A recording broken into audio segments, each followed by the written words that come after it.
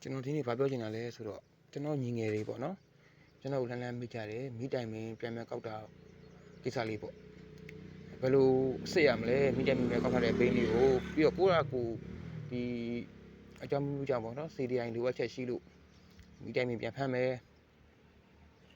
အဲ့လိုအခန်းဒီမှာဟောပေါ့ဘယ်လိုတွေလောက်ဆောင်ရမလဲဆိုတော့မှတ်သားရမယ်ကိုယ့်ရဲ့လေးလာမှုပေါ့နော်အဲ့ဒါကိုကျွန်တော်သိတဲ့လောက်လေးရှင်းပြပြီးပါပေါ့နော်ဆိုလိုချင်တာဒီမှာဆိုရင်ဒါ TDC အမှတ်နော်မာကင်မြင်ရမှာထင်ပါတယ်နော်ဒီမှာနော် TT ရဲ့အရှိလေးမှာမာကင်မလိုက်ပါတယ်ဒီကောင်ကတရုတ်အော်တိုဖြစ်တဲ့အတွက်ဒီကောင်နဲ့ချိန်မှာပေါ့နော်အဲ့တော့ဒီအမှတ်လေးကိုကျွန်တော်ဒီမှာချိန်ထားလိုက်မယ်အဲ့ဒါ T အမှတ်ပေါ့ T အမှတ်ဖြစ်တဲ့အချိန်မှာကျွန်တော်ကဘာလုပ်ရမလဲဆိုတော့ဒီအင်ဂျင်ရှေ့လေပေါ့နော်ဒီမှာပြန်မြားပါတယ်မြားဒီလိုပြထားတယ်ပေါ့အဲ့တော့ကျွန်တော်က TDC ကိုတင်လိုက်တယ် TDC ဆိုတာက Top Dead Center နော်ပစ္စင်ဟုတ်ထိတ်ဆုံးကိုရောက်နေတဲ့အချိန်ပေါ့တည်ထားမယ်ပြီးလို့ရှိရင်ဒီမှာကကျွန်တော်တို့ကပါစာရဲ့ကျွန်တော်တို့ Alexander ကဒီနေရာမှာရှိတယ်ပေါ့ TDC ဆိုတော့နော်ဒါကပါစာရဲ့ကျွန်တော်တို့အလဲ point ပေါ့နော်အလဲ point အဲ့တော့အဲ့ချိန်မှာဒီကောင်ကပါစာကိုဖြတ်ပြီးနေပြီဘလောက်အကွာဝေးကိုတွားရမလဲဆိုတော့ကျွန်တော်တို့ကအဲ့ဒါကိုပြန်ချင်းပြမယ်အဲ့တော့ကျွန်တော်တို့ကဒီမှာနောက်တစ်ဆင့်ပြန်ဆင်းတီးပြီးတော့ဒီမှာ F fire F ဆိုတာက fire မီးပေါက်ဆင်ဖြစ်မဲ့အမှတ်ပေါ့နော်ဆင်းမယ်F ရှိကဟုတ်ပြီ okay ဒါဆိုရင်ကျွန်တော်တို့ကနော်ဒါ F ရှိအမှတ်ပေါ့မီးပေါက်မဲ့အမှတ်အဲ့တော့အဲ့ချိန်မှာကျွန်တော်တို့ကဘာပြောချင်လဲဆိုတော့ဒါ F အမှတ်ဒါကိုကင်မဲ့ဆိုင်ကယ်ရဲ့တန်လိုက်တုံးမှာပါမှာပဲလေတန်လိုက်တုံးမှာအမှတ်တွေကပါပြီးသားအဲ့တော့ဟုတ်ပြီ F အမှတ်ဖြစ်တဲ့ချိန်မှာဒီမှာနော်ဒီ point ဒီဒါကျွန်တော်တို့တန်လိုက်တုံးဖြတ်ဖို့ရဲ့ဒီဘက်အဆုံးပေါ့နော်ဒါဒီမှာကြည့်ဒီမှာပြမယ်နော်အဆုံးโอเคနော်အဲ့ကောင်က F အမှတ်ဖြစ်တဲ့ချိန်မှာဖြတ်ဖို့မမြင်လားမသိဘူးနော်ဖြတ်ဖို့ပိုင်လေးနဲ့ထိခဲ့ပြီဗျတွေ့လားမြင်လားမသိဘူးနော်ဟိုမှာဒီကလေးတက်တဲ့မှာဖြတ်ဖို့လေးနဲ့ဒီပါစာဖင်လေးတွေကကွက်တီဗျဒါဒီလိုလဲမှာဟုတ်အင်းကြီးက F အမှတ်ပြောက်တဲ့အချိန်မှာကျွန်တော်တို့ကဒီနေရာမှာရှိနေတယ်တီဖြစ်တဲ့အချိန်မှာကျွန်တော်တို့ကဒါလောက်မှာကွာသွားတယ်ဒီမှာနော်မြင်ရနော်ဒီနေရာလေးမှာဒါက TDC ဖြစ်တဲ့အချိန်ပစ္စင်ထိပ်တဲ့အချိန်မှာဒီပါစာရဲ့ဖြတ်ဖို့ကိုကျွန်တော်တို့ကဒီကောင်ကကြော်ပြီးသွားပြီတို့ကပေါ့မီးတိုင်မင်းရဲ့အခြေခံအကြောင်းတရားက TDC piston TDC ဖြစ်တဲ့အချိန်မှာဖြတ်ဖို့ပါစာကိုဖြတ်ဖို့ကကြော်ပြီးသားဖြစ်ရမယ်ဆိုတော့ဒီအနေထားโอเคအဲ့ဒါ F အမှတ်ရောက်တဲ့အချိန်မှာဘယ်လိုဖြစ်မလဲဆိုတော့ဒီဖြတ်ဖို့လေးက F အမှတ် fire မီးပေါက်စင်ဖြစ်တဲ့အချိန်မှာဒီကောင်ကဒလိုနေတယ်ဗျနော်ဟိုအမှတ်ကိုကျွန်တော်မပြတော့ဘူးနော် F ကျွန်တော်တို့ F အမှတ်ဟိုပါပေါ့အဖုံးကနေချိန်လိုက်ပြီဆိုကျွန်တော်တို့သိရမယ်အ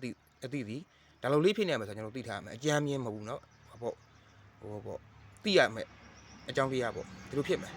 ဟုတ်ပြီအဲ့တော့ဒီဖြတ်ဖို့အရှိအတူကဘလို့ကျွန်တော်ခွဲမလဲဆိုကျွန်တော် client ရဲ့ stock ရှိမယ်အဲ့တော့ဟုတ်ပြီအဲ့ဒါဆိုရင်ကျွန်တော်တို့ကဘလို့ထပ်ခွဲရမလဲဆိုတော့ဒီကောင်ကတော့မီ F အမှတ်ရောက်တဲ့အချိန်မှာဒီလိုအဲ့ပါစာဘူးနဲ့ဖြတ်ဖို့နေတန်းဖြစ်နေရမယ်โอเคနော်ဟုတ်ပြီအဲ့ဆိုရင်ဒီဖြတ်ဖို့ရဲ့အတူအရှိကျွန်တော်ကဘလို့ပြန်ကြည့်မလဲဆိုတော့โอเคရတယ်အဲ့ဒီအချိန်မှာကျွန်တော်ပြမယ်နော်ကျွန်တော်ပြမယ်ဆိုတော့โอเคအဲ့မှာလှည့်လိုက်မယ်နော်လှည့်လိုက်ပြီဆိုတော့ကျွန်တော်တို့ဒီမှာကြည့်ကျွန်တော်တို့ကဒါဖြတ်ဖို့ရဲ့အရှိပေါ့နော်โอเค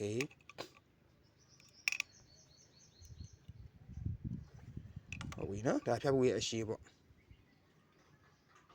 မြင်ရပါတယ်နော်โอเคအဲ့ဒါကိုအတိုင်းတယ် PDF အမှတ်ကဒီဟာပေါ့ ကျွန်တော်တို့ရှေ့ရဟာကိုတိုင်းလိုက်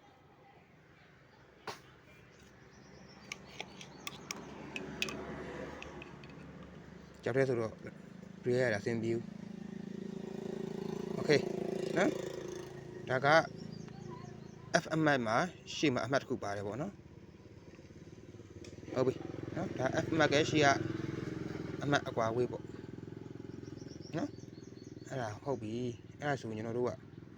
အဲ့ခဏအမှတ်မှတ်ထားလိုက်ကျွန်တော်ဒီအောင်ပြန်ယူမယ်အဲ့တော့တစ်မှတ်ပါရနော်အဲ့ဒါ F အမှတ်ဟုတ်ပြီအဲ့တော့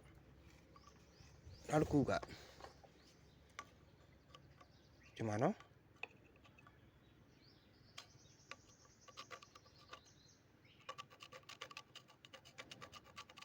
ဒီမှာလေးမှတ်ပေးထားရမှာ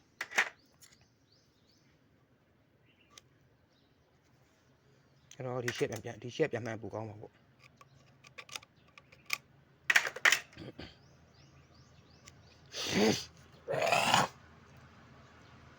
ဟုတ်ပြီအဲ့တော့ကျွန်တော်တို့ F အမှတ်ကို fire အမှတ်ကိုပြန်တင်မယ်โอเค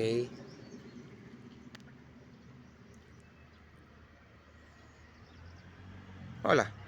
ကျွန်တော်ခုနပြခဲ့တဲ့ F အမှတ်ဖြစ်တဲ့အချိန်မှာကျွန်တော်တို့ကပါစာဘူးနဲ့တန်းနေတဲ့နေရာဟုတ်တယ်နော်အဲ့တန်းနေတဲ့ဒါအခုနေထားကကျွန်တော်တို့ကဖြတ်ဘူးနဲ့အောက်ကပါစာရဲ့အလယ်နဲ့အောက်ကဒီဖြတ်ဘူးနေရအခုကကျွန်တော်ခုနမှတ်ခဲ့တဲ့အမှတ်ကကွက်တီဗျအလယ်တက်တယ်မှာအဲ့တော့ပြောချင်တာကအဲ့ F တန်လိုက်တုံးကိုကျွန်တော်တို့ဆန်ကဲတန်လိုက်တုံး F နေရာမှာထားပြီးတော့ကျွန်တော်တို့ဒီအလယ်တက်တဲ့ကိုအမှတ်တမှတ်မှတ်မယ်ပေါ့နော်မှတ်ပြီးပြီဆိုတာနဲ့ဒီဖြတ်ဘူးရဲ့အကွာအဝေးကဘယ်လောက်ရှိရမလဲဆိုတော့အဲ့ရဲ့အကွာအဝေးသိချင်ရင်ကျွန်တော်တို့ကခုနကဒီ F အမှတ်ရှေ့မှာရှိတယ်အမှတ်နော်အဲ့အမှတ်ကအကွာအဝေးနဲ့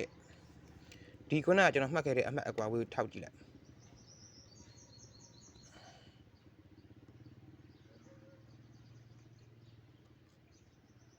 ဟုတ်နော်ဒီမှာအမှတ်တူတူပဲဗျ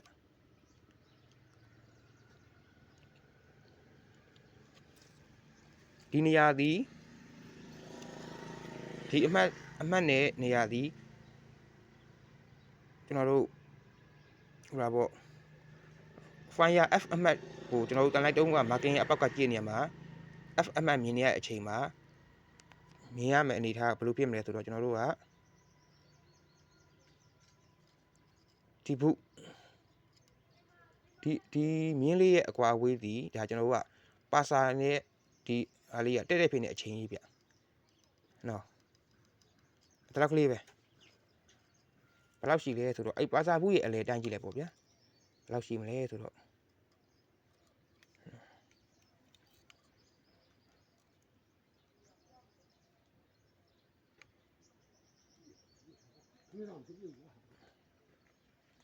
ဘာပေါ့သူ3စိတ်ကြော်လေးနော်ဒီကောင်က3စိတ်ကြော်ရှိရမှာဒါအကြမ်းမြင့်ပေါ့ဟုတ်ပြီ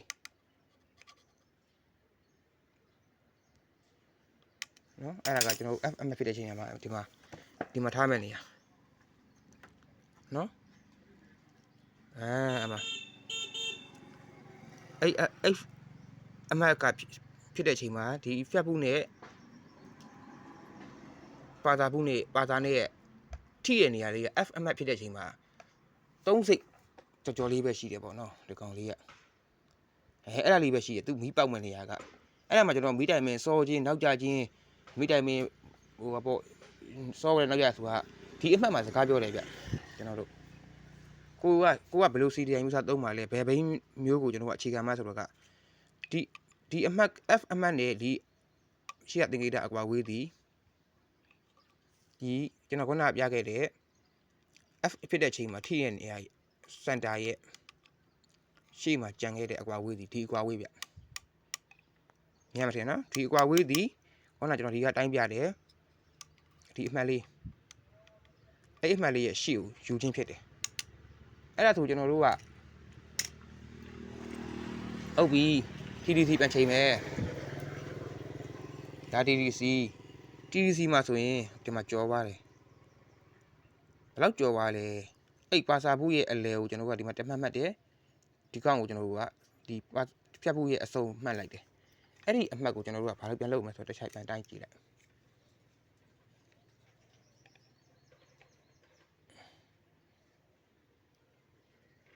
โอเคနော်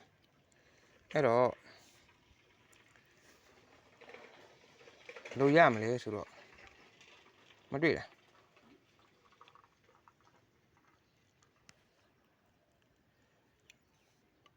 F အမှတ်ဖြစ်တဲ့ချိန်မှာထိနေပြီထိတဲ့အရှိကိုဘယ်လောက်ပါစာဘူးကဒီဖြတ်ဘူးထပ်ရှိရမယ်ဆိုတာဒီအမှတ်ကိုကျွန်တော်ကြည့်တယ်ဟုတ်ပြီဒီပါစာဘူးရဲ့အစုံအမှတ်နဲ့ဒီအမှတ်တွေကဘာနောက်တစ်မှတ်ကဘာသွားပြီးတော့ဒီအကွာဝေးကပြောချင်တာလဲဆိုတော့ TDC ဖြစ်တဲ့အချိန်မှာဖြတ်ဘူးကပါစာနဲ့ဘယ်လောက်ကြော်နေလဲဆိုတာကဒီအကွာဝေးဗျနော်အဲ့ဒါတွေကျွန်တော်ကဒီအလုပ်ပုံတစ်ခုချင်းသိထားမယ်ဆိုရင်ကျွန်တော်တို့မိတိုင်မဲ့ကောက်တဲ့နေရာမှာခက်ခက်ခဲကြီးတော့မရှိဘူးဗျပြောချင်တာအဲ့တော့ဒီအမှတ်ဖြစ်တဲ့နေရာမှာTDC အမှတ်ကိုကျွန်တော်တို့ကထားတဲ့နေရာမှာဒီပါစာဘူးနဲ့ဖြတ်ဘူးနဲ့ကဒီအကွာဝေးလောက်နော်ကြော်နေတယ်ကွာဝေးလေးလာပါကျွန်တော်ဒါကကျွန်တော်ပေါ့ဆိုင်ကယ်လေးကိုဆရာသမားတို့ညီငယ်တို့ပေါ့နော်ဒီလိုလေးတွေကျွန်တော်သင်္ကေတလေးကိုသေးသေးကြီးတတ်မယ်ဆိုရင်မိတိုင်မင်ပြန်ကောက်တဲ့နေရာမှာကိုယ့်ရဲ့ညံနဲ့ထိုးထွင်းပြီးတော့ပြန်ကောက်တတ်ပါလိမ့်မယ်ကျွန်တော်ကမိတိုင်မင်ကောက်နည်းကိုသင်ပေးတာဟုတ်ပါဘူးဘလို့ကြီးရတယ်ဆိုတာကိုသင်ပေးရဖြစ်ပါတယ်ကိုယ့်သဘောတရားကိုနားလည်မှဒါလောက်တတ်မှာဖြစ်ပါတယ်ဒီပညာကအဲ့တော့ဒီအမှတ်ဒီ TDC ဖြစ်တဲ့အချိန်မှာပါစာနဲ့ဖြတ်ဘူးနဲ့အကွာဝေးဘယ်လောက်ကွာပါလဲဟုတ်ပြီဒါဒီ F ဖြစ်တဲ့အချိန်မှာပါစာဘူးရဲ့အကွာဝေးเนาะဒါလေးကိုသိရင်ရပါပြီအားလုံးသင်ပေးကြပါစေ